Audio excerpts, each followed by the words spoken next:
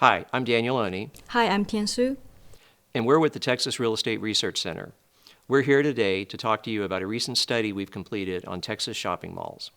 So, Daniel, tell me, what overall retail trends have been impacting malls? Yeah, that's a great question, and that's where we started our research. So, retail formats really rely on consumer spending, and as consumer habits change, then that means some store types will fall out of favor, other retail channels become more popular. And we looked back over about 30 years of retail data, and department store spending fell by 93% since 1995. On the other hand, online spending increased by over 880%. So that has had a big impact on the success of Texas shopping malls. Well, Tian, you were particularly interested in looking at two types of malls. We call them the dead malls and the surviving malls. What were the characteristics that you thought were important to research? Well, we know that there's a bunch of mall characteristics that worth exploring, and I've looked at, for example, the average number of acres, the average retail space, and the renovation rate. So the most important one to me was the renovation rate.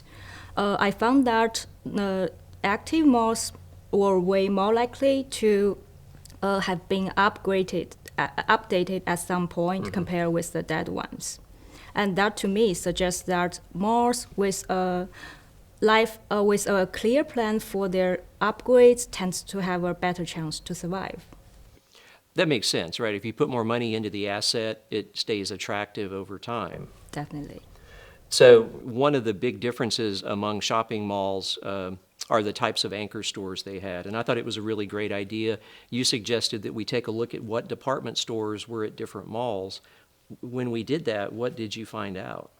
Well, actually, that's one of my favorite part because that's where the idea of a timeline fancy chart came from. And I found there are some really interesting patterns behind it. For example, I found that for the dead malls, they often lost their department stores during the national waves of department stores closures compared with the surviving ones. So what do you think are the next steps in our research then? Well, I think we learned a lot of things about shopping malls. I think there were about 3 dozen malls in our study, the biggest malls in Texas. About 2/3 of them are still in existence. So one of the things I'd love to do is expand that list. There are a lot of smaller malls. There are other types of shopping centers like outlet stores, power centers. So one day I would love for this research to grow into a major Texas shopping center study that we could update from time to time. Yeah, for sure. That's worth a lot of exploring there. Looking forward to that. Yeah, likewise. I appreciate your partnership in the work. I had a lot of fun doing the study. Yeah, me too. Thank you. Well, thanks for taking time to learn a little bit about our shopping mall research study. If you're interested in the details, you can read all of that in our article on our website. Thank you.